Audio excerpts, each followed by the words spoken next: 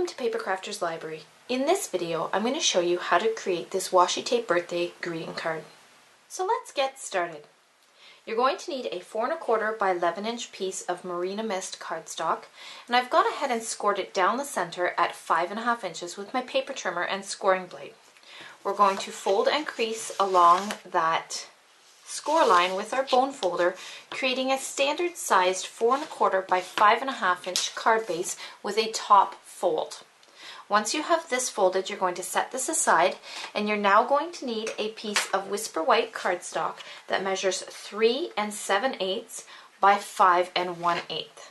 You're going to need to choose 4 different designs of washi tape or tissue tape. Here I have gone ahead and I started by building off of one pattern that I really liked, which is this floral pattern, and then I pulled in 3 other coordinating or complementary patterns to this floral pattern. So you're going to start with the widest tape that you have, and I'm going to be working off my roll. I'm going to rotate my piece of Whisper White cardstock so that I'm going to be working down the top left hand corner, but I want to rotate that so I can see where I'm working. I'm going to stick this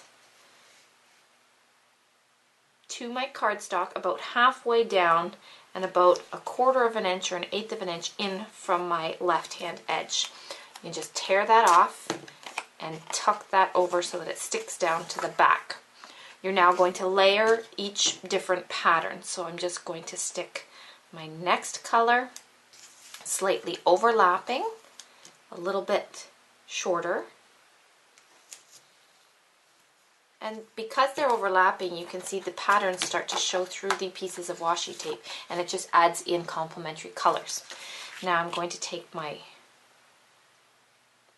next pattern, which is this floral pattern, and I'm going to stick this down a little shorter from my second pattern. I don't really like how that's torn, so I'm just going to remove the ending of that, or the beginning portion of that pattern of washi tape. And you do want to make sure that they're sticking down nice and straight and flat. It will help show the pattern. Our next step will be to add in our 4th and final color, and I'm just going to add in a small embellishment of this, slightly overlapping the other ones. So I'm going to repeat this coming up from my bottom right hand corner, and I'm just going to add these in a little shorter than I did, so you want these to be about 1 1/2 inches high. So I'm just sticking them down in the same way that I did my top left hand corner here.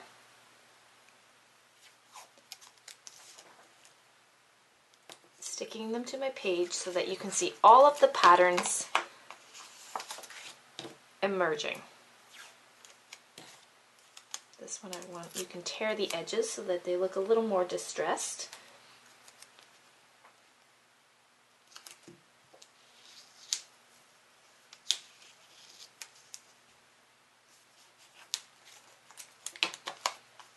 And then again, coming in with your final color. And this, because it's a bolder pattern and brighter color, I just added these small little blue accents. So once you have all of your washi tape stuck down to your piece of Whisper White cardstock, you can see that you have some in the top left hand corner and the bottom right hand corner. We're now ready to stamp our greeting. I chose this beautiful big bold greeting that is found in Paper Trays Think Big Favorites number 14. I'm going to stamp that using my jet black archival ink. So you want to make sure that you ink up this beautiful bold greeting, and I'm going to apply my ink directly to my greeting here, and you want to make sure that it's very inked up, and you can see that the entire surface of the stamp is well inked. Then you're going to center and stamp this onto your piece of Whisper White cardstock directly over top of your washi tape ends. So you just want to make sure that you get a nice straight stamp, and go ahead and stamp that down. When you're stamping over top of washi tape, sometimes the finish is slightly slippery, so you want to make sure that you stamp that and not wiggle your stamp. Remove your image, and you do want to make sure that that gets a moment to dry. While it's drying, you can set aside your ink as well as your stamp.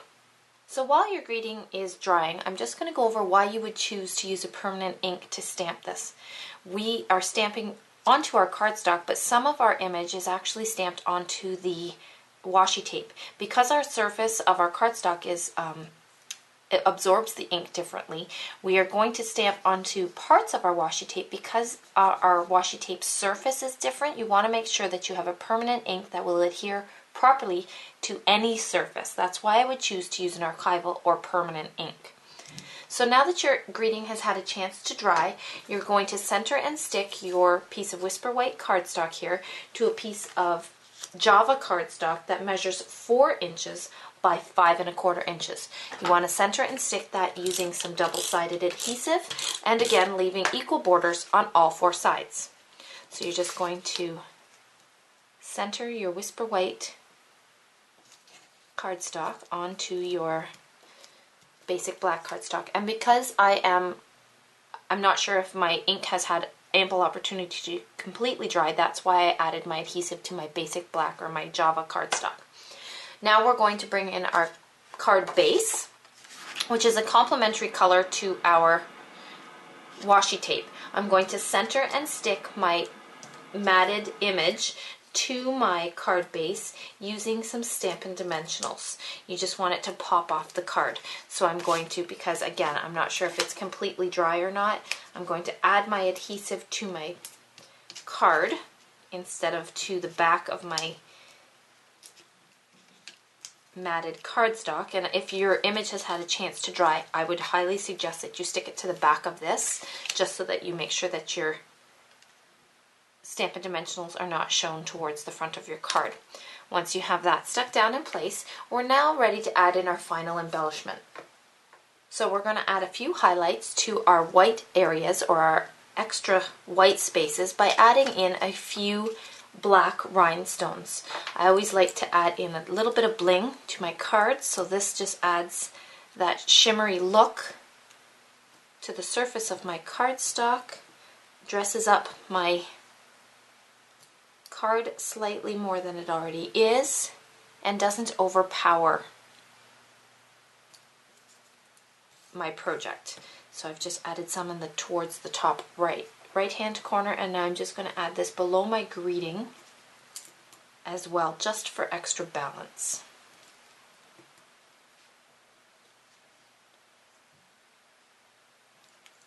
So once you're happy with how many rhinestones you've added in, your washi tape birthday card is now complete, and I hope you enjoyed stamping with me. If you enjoyed this video, you enjoy the way we teach, and would like to learn even more, we invite you to check out the Paper Crafters Library.